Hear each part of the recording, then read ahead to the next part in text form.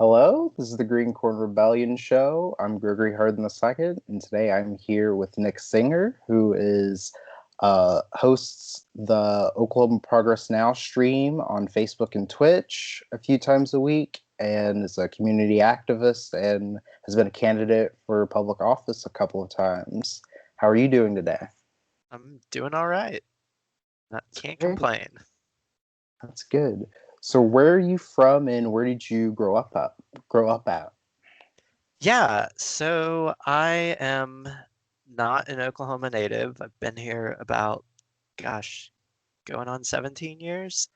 Uh, Moved here from Pennsylvania. That's kind of home base at this point. My mom's whole family grew up there. I went to college at Penn State and moved here after I graduated for work. But really grew up all over East Coast. My dad was in the Navy, and so we moved around a lot. And I got to experience a lot of different uh, places. I was born in South Carolina. I had a brother born in Connecticut, and then Virginia, Tennessee, Maryland. So moved around quite a bit. All right. I didn't know that. Yeah. So where did you go to college and what all have you done in life prior to running for office and organizing Oklahoma Progress Now? Well, I graduated from Penn State with degrees in math and economics. Um, didn't really know what I wanted to do with that. At the time, I wasn't really that into math, even though I got the degree, and economics just didn't, the way I was taught it didn't make a lot of sense or didn't seem very practical. And so I came out here and got a job and started working. I did a lot of live event work. So my background's in event production. So some of the big events I did was Oklahoma had a really big centennial celebration, and so did the audio and video and all that for the big kickoff in Guthrie back in, gosh, what was that? '07, I guess now. Yeah. um, and then Obama's visit to Cushing, got to be the prime audio contractor for that. Um, Sonic had a big corporate meeting here once with all their franchisees, did that. So a lot of big, mostly corporate, but also presidential visits and other kind of really interesting type events. So that was my career when I started, for about 9 years. And then got into politics. And I Okay. can expand on that. I won't make it sound too cryptic, but anyway. But yeah, so what was it like running for I believe the first thing you ran for was State House in House District 87, correct? Correct. Yeah. Yeah. So what was it like doing that at the time? It was 2012, right? Yes. Yeah. So I got started about 2011, kind of meeting with people and starting to put some semblance of a campaign together. I I was a total newbie. I had no idea what I was doing. I I knew that that race had been the closest in the state in like 2008, I guess. So I knew it was an extremely close race potentially. Um, the guy who was there at the time, Jason Nelson, he was real big into like school vouchers and just really like niche conservative type stuff that, I mean, it was like really hard to figure out like who he was helping really, or like who his target, when you consider like Oklahoma ranks so low on education, and like there are these huge problems, that we've got that he could have been tackling. So anyway, so I moved into the district a year before and just knocked a bunch of doors. Didn't win, but did about as well as the previous Democrat who had a lot of support and resources and had been around quite a while. Um, but basically, it was tuition to kind of shift careers and uh, try something different. I mean, I just done Leadership Oklahoma City the year before, and so I was starting to feel like, what should I do in the community? Do I want to, do corporate stuff and nonprofit stuff, or do I want to, I don't know, politics just seemed more interesting to me. All right. And you also ran for school board, I believe, Yeah. also in when was that? It was 2017, right? Yeah, it would have been 2017. That was kind of my reaction, I guess, to the Trump election. Everybody was a bit despondent and in a panic after the 2016 election, and so school board filing was like a month later, and my seat was up, and there was a incumbent. He was a random dude from Nichols Hills that didn't seem too on the ball with stuff. Definitely thought he seemed vulnerable. And yeah, I went ahead and threw my hat in the ring, and then it turned out there were three of us that were in it. So another lady filed as well. And Right. I mean, I can go. I mean, so I told the story on my stream the other day. So it was an interesting race for a couple reasons. One, the lady that filed to run had just moved to Oklahoma. I guess she hadn't been here but a couple years, and her kids went to or still go to, as far as I know, private school, Cassidy. And so it turned into, so we beat the incumbent in the primary, and then her and I were heads up in the runoff. And I think to this day it's probably one of the most expensive school board races in the history of the state. I mean, I didn't spend that much, but like she spent over $100,000 on a school Oh, board race. wow. That's insane. Yeah, nobody like knows about it. It's not like it wasn't widely covered at the time, but she self-financed an incredible amount of money.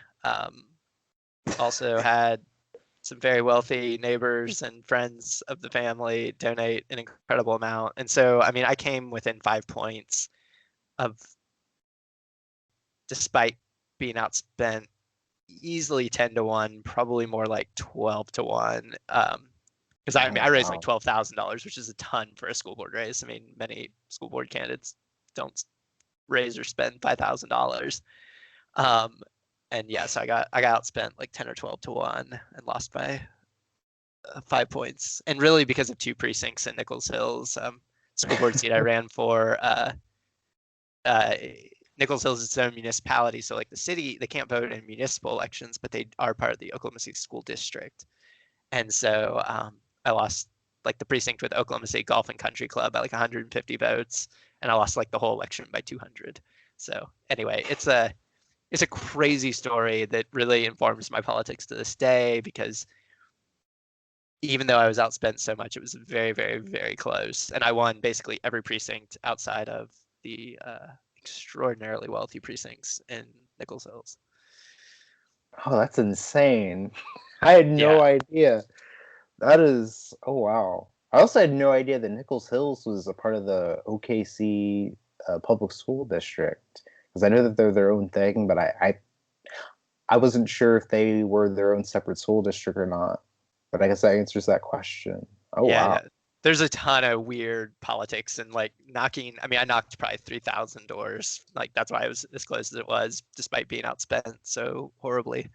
Um, I mean, I talked to so many people, and like the politics of it are crazy. I mean, like there are parts of that school board district where, I mean, they've just kind of carved out their own little pieces of the pie to like make sure that the kids in their neighborhoods get better schools. I mean, it's really crazy. One of the good things that did happen in the intervening time, and why I'm actually not all that disappointed with the lady who ended up winning is I actually really like the Pathway to Greatness, which was the Oklahoma City's kind of strategic plan because it broke up a lot of those like kind of giveaway sweetheart deals that basically the Nichols Hills families had going. Um, where just it did weird things like prioritize certain types of kids and just made for a really inequitable experience and boxed out a lot of kids who needed it. So it ended up being okay, but it was a tough loss at the time. That's insane. Oh wow. So what are your thoughts on the election results here in Oklahoma from the election? I mean, they're complicated. Uh, Obviously, Oklahoma was pretty bad. Like, I mean, we were, I mean, Joe Biden won the national election. That was a bright spot, but down ballot, and not just in Oklahoma, but like all over the place. Like, Democratic candidates got shellacked. I mean, it wasn't even like close. I mean, somehow we lost 5 seats in the House, which is ludicrous, really, considering Yeah. how few Democrats are in Oklahoma. Um, and it felt like it didn't need to be that way. Um, I wrote a kind of a piece for Oklahoma Progress Now on, the election results, and like a couple takeaways I would have is like one, our turnout was extremely low. Like we had the lowest turnout as like a percentage of the voting eligible population in the country. Like we were the lowest.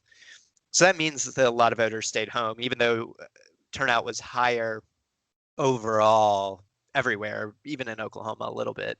It just still means a ton of voters just didn't vote, didn't show up. And so that's like a problem. And then the other thing is like, Democratic candidates generally got horribly outspent, which again is part of my own personal story and something I have frustration with.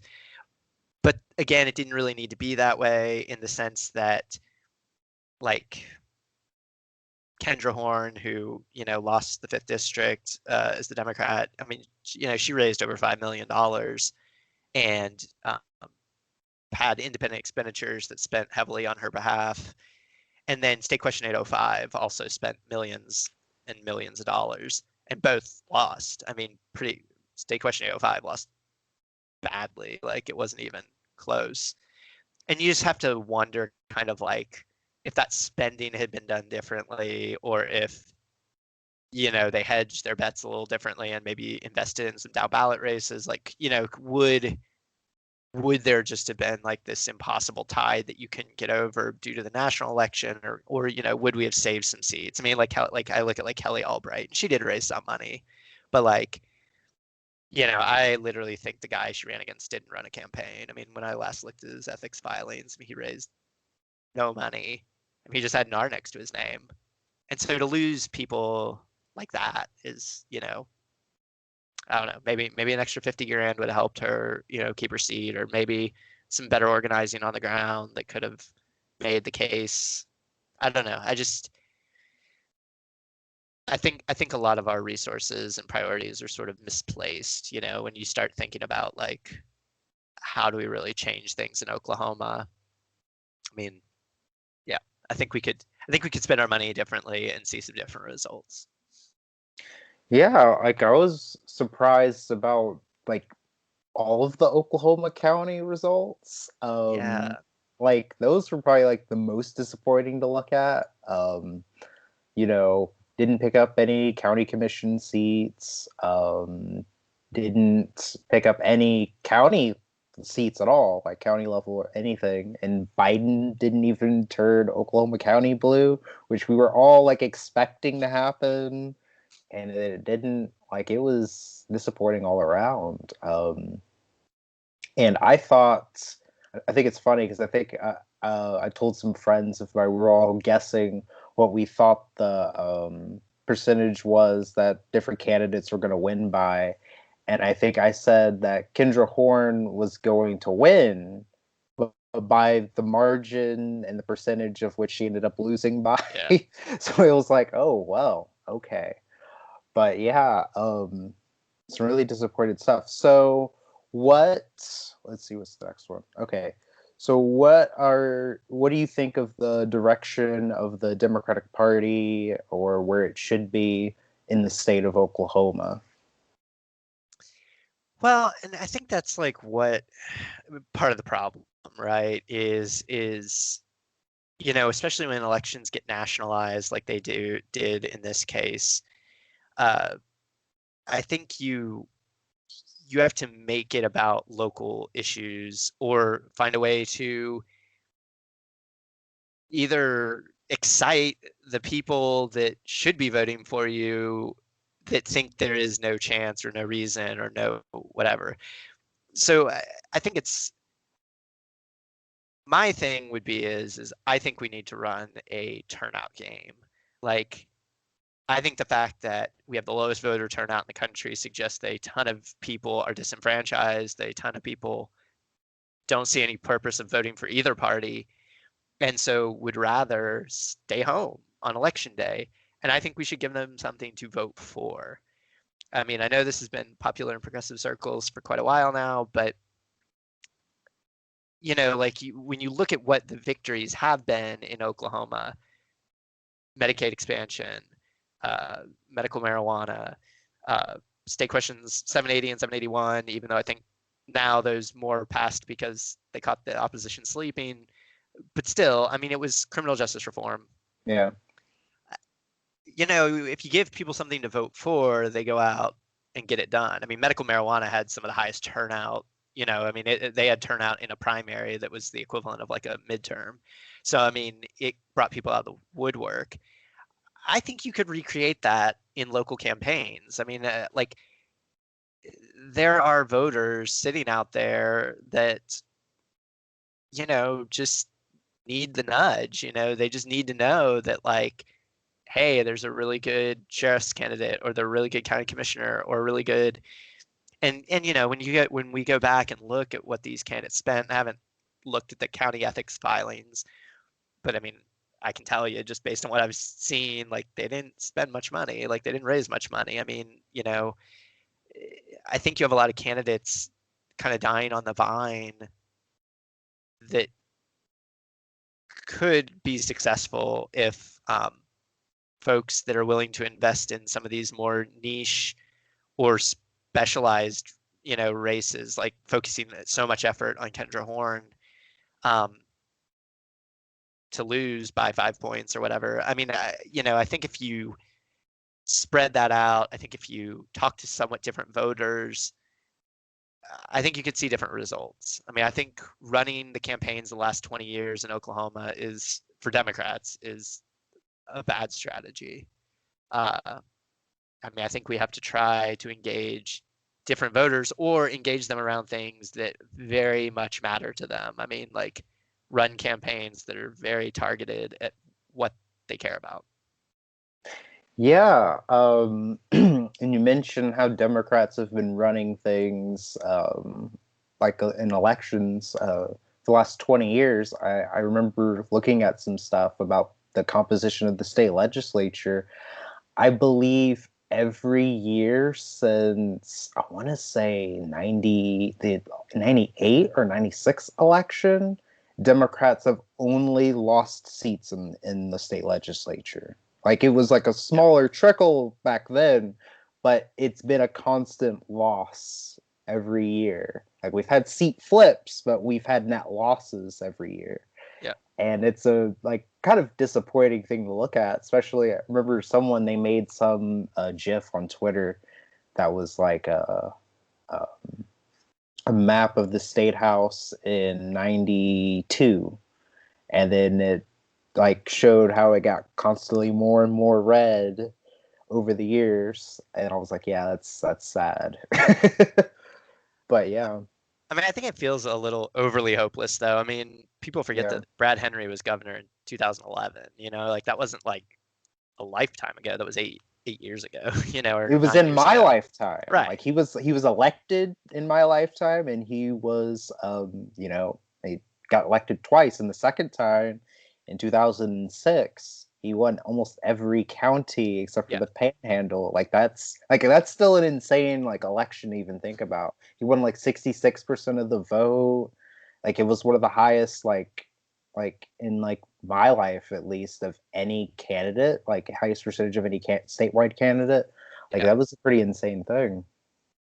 Well, and I think it's like the same reason that, you have Republican governors in Maryland, Vermont, Massachusetts. I mean, you could have a Democratic governor here. I mean, there may be a few national issues he has to compromise on, but I don't think he has to run as like a Republican. Like I think he can. Yeah, I mean, I like think you can. Brad Henry was pro-choice on abortion, like Right. openly. Like Right. I think there was like even like a pro-life bill that he vetoed in his second term. Like he wasn't like a like completely like conservative Democrat, even in like the like blue dog sense at the Right. time. Um, what else is there? Like, and he was from Shawnee. Like, he's from Yep. my hometown. Like, that was like the big deal about him for me at the time because I was like 4 when he got elected, and that was like the one thing I remembered about him was he was a Democrat. He was from Yeah. Shawnee. But yeah, that wasn't that And long ago.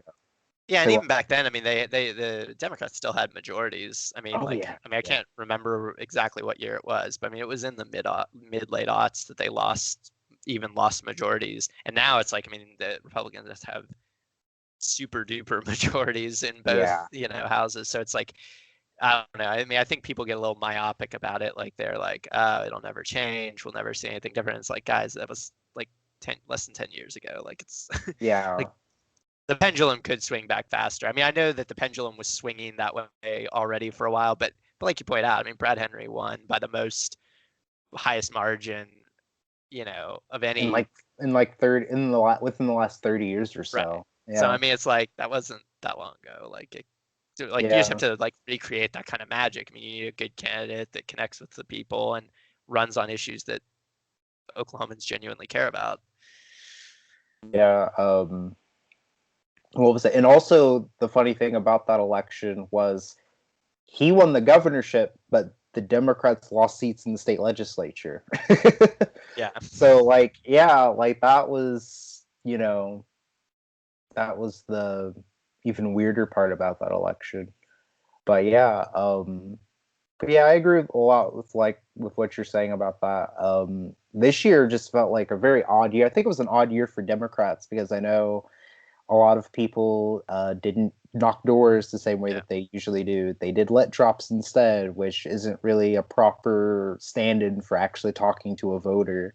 I know some people did phone banking or text banking, but knocking on doors is probably the most effective way to reach voters. And it looks like Republicans either didn't care and kept knocking doors, or just simply, if people don't know any better about what's going on, they're going to just vote Republican anyway because, generally the Republican's the incumbent, so they'll just go with whoever that is. Um, And so I yeah, think that's where the Republicans have really beaten, especially the Oklahoma Democratic Party. I mean, yes, a lot of the Democrats' problems in Oklahoma are due to like these national trends and the nationalizing of, electoral politics. But I mean, local Republicans were running on the same thing that national Republicans were running on, right? I mean, like Rick Warren in Oklahoma County, and I mean, they were all like talking about culture war nonsense. I mean, Brian Mon in South Oklahoma City, I mean, he was running on being anti-immigrant while he represents like one of the highest immigrant populations in our state. Like yeah, he ran on these like fringe issues. Oklahoma Democrats kind of run from some of that. Like they don't, I mean, Kendra Horn in the closing days of her campaign ran an anti-Medicare for all ad. yeah, And so, right, which causes a lot of us to like roll our eyes and be like, what the heck? But again, I think it makes it so that voters don't know what you stand for. It's like, well, if you're not for universal health care or for helping me, like who are, what are you for? And so it makes it then easy just to stick in the national conversation, like, oh, you're Nancy Pelosi. I mean, like, yeah, I don't think that's like, I don't think the average voter knows who the hell Nancy Pelosi is. I just think that in the absence of an actual platform message, something that people can get excited about, you let your opposition define you, and then they sink you with these silly things like democrats and Yeah. baby killers and whatever else. Mhm. Like, if you don't Yeah, define because yourself differently, that's what you yeah, get. because that was the thing about Kendra Horn was in the debates, or and even in some of the commercials, they tried to frame Stephanie Bice as someone who didn't have a plan for healthcare, and it was like, well, yours is just keeping Obamacare, like that's basically it. Like you don't have anything else other than that. So even though the Republicans weren't smart enough to turn it back onto her, at the end of the day, like voters don't know any better other than okay, you just want to keep Obamacare, and that's it. So I yeah, think my favorite ad I saw, like, I mean, if you're gonna run on this sort of like moderate thing, I did like Kendra Horn's like I'm a doer kind of thing, like the one where she had like the small town mayor and some yeah, bridge project. Like, like, eh, if that's kind of the image you want to build, like I'm okay with that. I guess what I don't get is not tapping into the issues and things that your team is excited by. Like that's what I think Oklahoma Democrats really need to like figure out is like, the energy around people like AOC and the squad and a lot of these, like, that energy is real, like, and it can change your fortunes even in a place like Oklahoma. I just think you have to translate it into like local issues. I mean, you have to teach it in a local way or teach it in a way that, voters can understand and be like, okay, that's my champion. That's who's going to stick up for me. And I yeah, think just in Oklahoma, you just have a kind of a people want to hide and sort of, you know, disassociate themselves from the national party, but then they don't know, nobody really knows what they're like, why am I yeah, voting for you? Like, what's the compelling reason to put you yeah. in office over somebody else?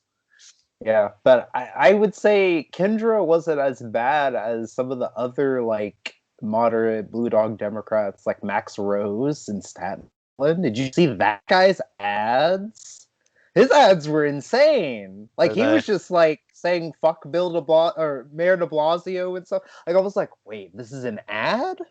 Like he put that in an actual ad, and I was like, okay, like I guess. And then he lost. And I was like, okay, that was kind of expected. But well, yeah, like and the other uh, example I used like locally was so I've been real big on the election of Maury Turner in House District 88. She defeated a multi-term incumbent in the primary. It's an extremely safe Democratic seat, but there are lots of extremely safe Democratic seats. I mean, the way the demographics have played out and the way that gerrymandering's happened, Maury Turner won by the most margin in the state. Like, I I don't think that's like an accident. Like, I think it's because her voter or their voters connected with, you know, what they stand for, and they were excited to show up, and they're excited not to vote for the other guy. Like, so I think we have to like look at that stuff and build on it. I mean, yeah, maybe it doesn't need to be the same archetype in rural Oklahoma, but there's probably a version of it that would really work. And I think that's what you're going to need to get over the whole culture war crap. Like, I think that's how yeah, you combat that is by being a credible alternative. yeah. Another thing I think about is how in the like state legislature, like now we have no rural Democrats, but like we used to still have rural Democrats out there in eastern Oklahoma. I think the last one, I guess technically was Perryman out in the Yeah. Chickasha area. But like a lot of them like were getting reelected like well into like Obama's years and even as far as like 2018 and 2016. I remember what was his name? Johnny Tadlock out in what is it, like the for far southeast corner of I mean, Oklahoma. He he switched to be a switched Republican. parties, yeah. Yeah, and like I wonder, and these people were like winning by like pretty decent margins, even after like like you'd have like Mitt Romney on the ballot, and he would get like 80% of the vote in their district, but they would get like 60% of the vote or something like that. And I like, is that I've always wondered, like, is that really the power of incumbency, or is it like, do they like what these rural Democrats were putting out? And I that always confuses me. And then also in some counties, you still have like county commissioners that are Democrats, and DAs that are Democrats, sheriffs that are Democrats, and stuff like that. Like that is a very odd thing to me, how that's still like even now like a thing, how they haven't flipped Republican or anything. Have you ever thought about that? Yeah, and I've talked with Perryman a number of times. I did some organizing down in Muskogee for a little bit, or did some meetings down there. I mean, they're conservative Democrats in many cases. But I think it's more that they're connected to the community. I mean, they know what the issues are locally that matter, and they work hard, they work their constituency. Um, they fundraise, they do all the things you gotta do to be successful. I mean, I think in many cases they're just good candidates, like they connect the people they want to represent. And so, I mean, I think that's important. But I do think like we do need to have like a come to Jesus, for lack of a better term, about how we organize and field candidates in rural Oklahoma. Because I mean, there have been some incredibly bad beats in recent years. I mean, highly qualified, well funded, well organized candidates that get, you know, smashed. Um, Again, my thoughts on it are kind of that turnout is still very low in a lot of cases, and that I think there is a way to, potentially turn out new voters. Um, but again, that's going to take a major retooling as far as how campaigns work, because all the energy goes to likely voters and persuasion. And you know, I think you can give a nod to that. Like I think you can run ads saying that I'm a bridge builder, or I'll work with both sides, or I'll, get things done. But I think you got to figure out how to find those people out in these communities that aren't, you know, right-wing reactionaries, or aren't, don't just put on Fox News and OAN and, veg out for 12 hours a day and get their brains kind of poisoned. Um, I mean, I'd be curious from you. Like, like my question is like, like what are people, saying, that you went to high school with? What are people that Oof.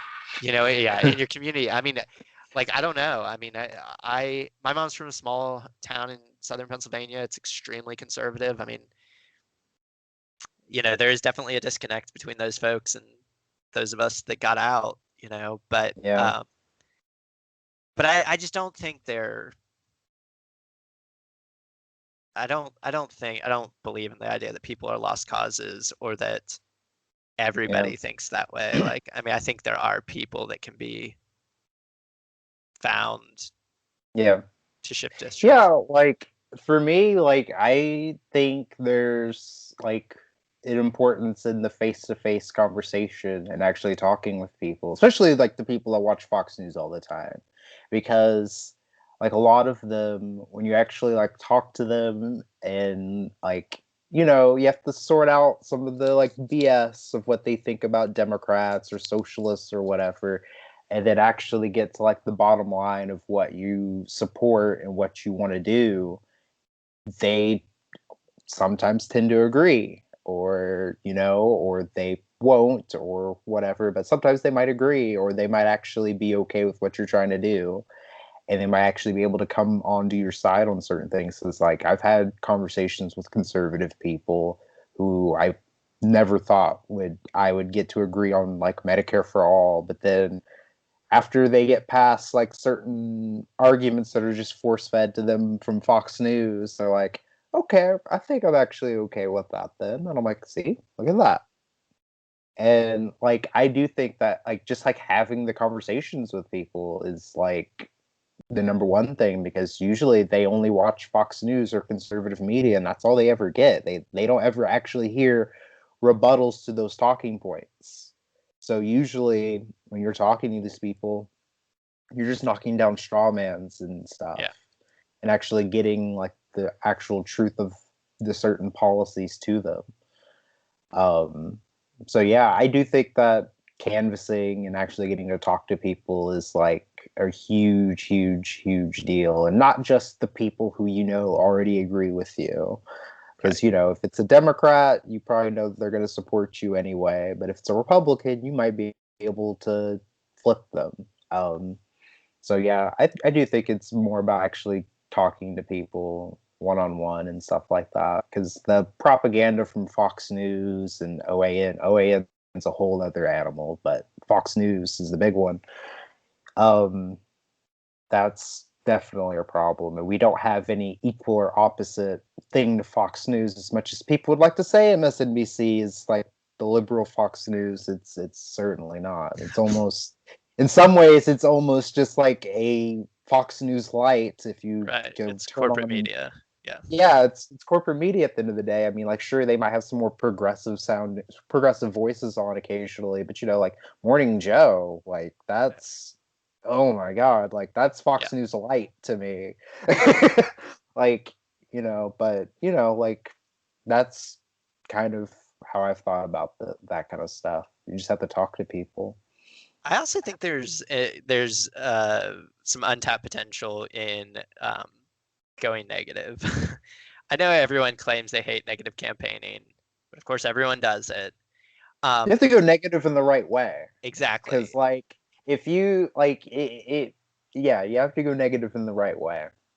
I mean, at this point, I mean, it's like, Republicans have controlled the entire state for going on a decade now. I mean, like, and in the last 6, 8 years, I mean, they have ultra majorities. So I mean, the Republicans have, and admittedly they don't believe in this as like a thing that the government has any real power, or that they should have any real power, but they have the ability to fix problems.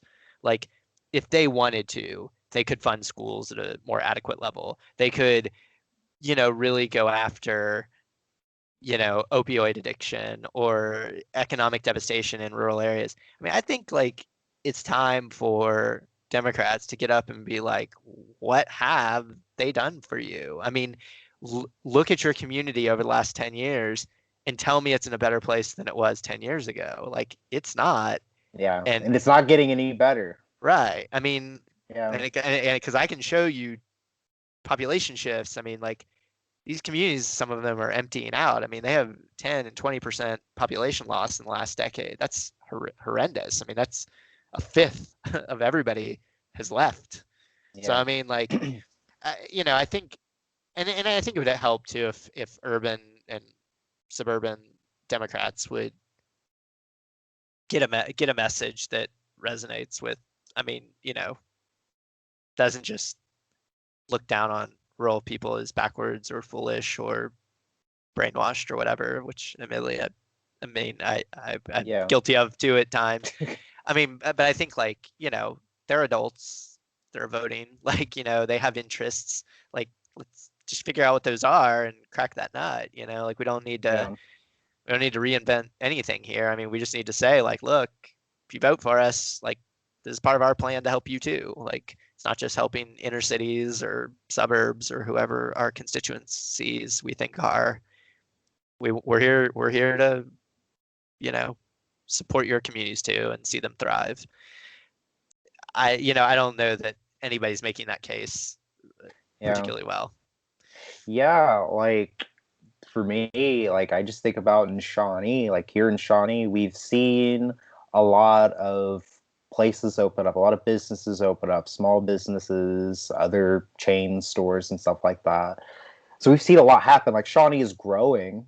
Um, and I'm sure the population has grown quite a bit too. I'd like to see what the census looks like after next year, but but like a lot of the same kind of stuff happens to Shawnee. Like some people do end up leaving after they graduate high school or after they graduate college or whatever, and they don't come back.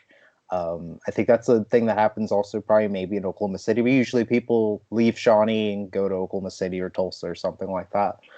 But like even here in places like Shawnee, that's just talking about like keep trying to keep people here and bring more opportunities here or in around here is something that I feel like people need to talk about. That I don't see the Republicans talking about that.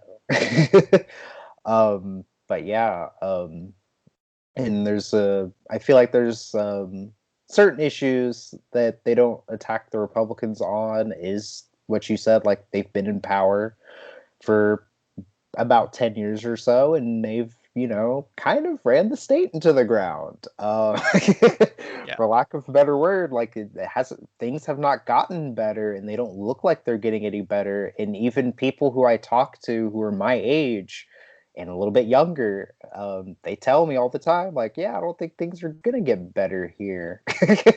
Like that's like with a lot of young people, that's the general thought process of Oklahoma, of living in Oklahoma. Things aren't going to get better, so eventually they're going to just leave. So And yeah. I think you can start looking at other places. I mean, like what happened in Georgia. Admittedly, Georgia's demographics may be shifting more rapidly, but I also think they have better organizing on the ground. Like Oh yeah. they're making the arguments that, we don't want to be an extremely conservative place forever. Like there's, and or like a Texas. And again, like yeah, they're benefiting somewhat from like an influx of, you know, people from California and a lot of diversity. I mean, Oklahoma has, huge tribal populations that, again, may suffer from a lack of engagement, in the process. We have a relatively high Black population. Like we have a lot of untapped. We have a very large Hispanic population. Like we have a lot of untapped groups that I don't think get a lot of support or get talked to in a way that's helpful for building coalitions that can, see a vision of a different state realized. And like that's just work. I mean, it's work and it's coming up with a message that people can get behind. And I'm just not seeing quite enough of that, especially from like the Democratic Party and groups like that. Yeah, and what you said about our population and how non-white it is, like I hear people usually in other states, but occasionally I hear it from people here in Oklahoma. They'll talk about how white Oklahoma is. I'm like, it's only about like 70% white. Like it's not as white as you think. It's not the whitest state. By far, it's definitely not the whitest state. It's more average compared to the national population. Um, but yeah, like we. um, there just needs to be a little bit more organizing around that and more of an effort to get people registered to vote. Like I carry around voter registration forms all the time in my car, in my backpack, everywhere.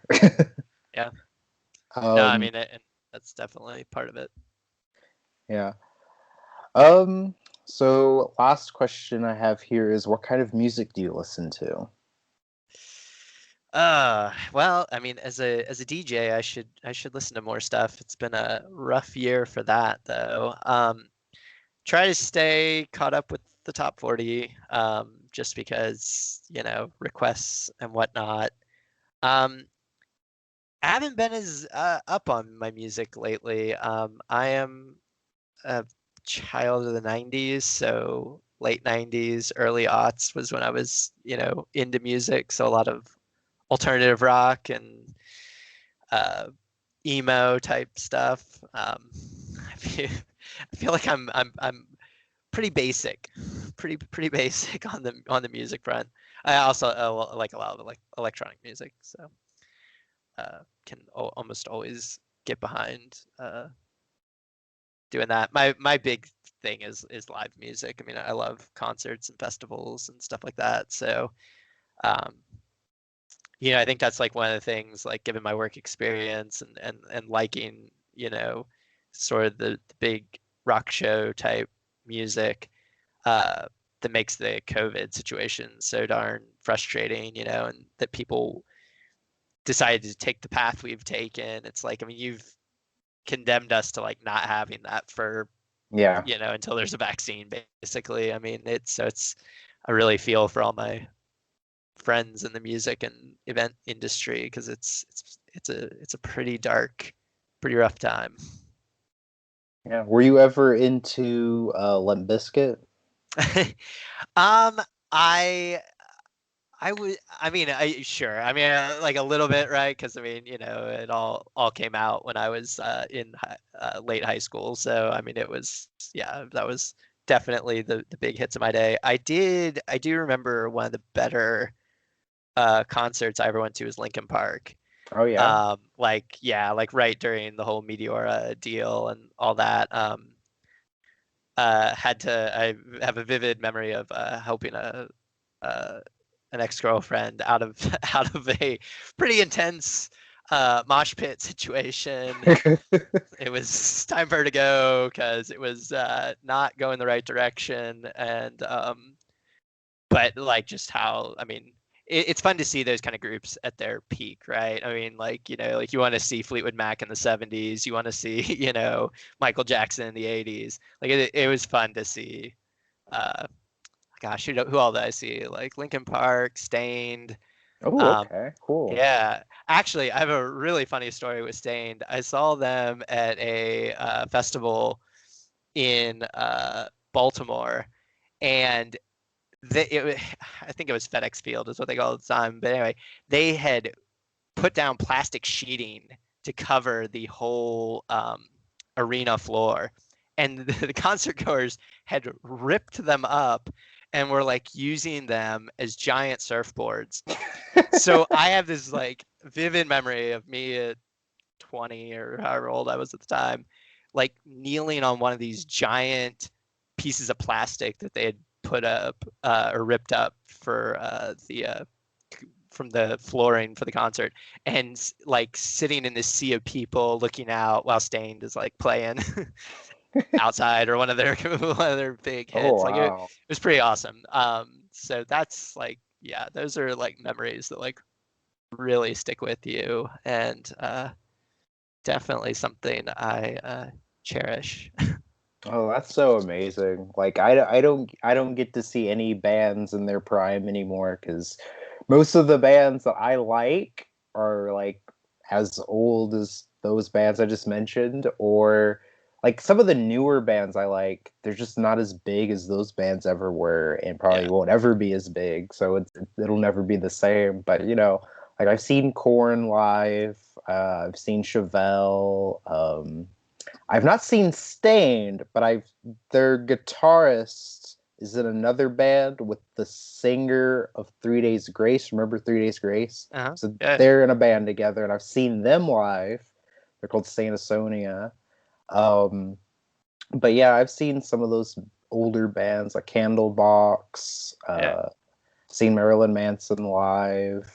I'll tell you the best concert. I mean, like definitely top three ever was Slipknot. Oh yeah. Um, I actually, well, I have one of my teeth is a front. Both my front teeth are like fake.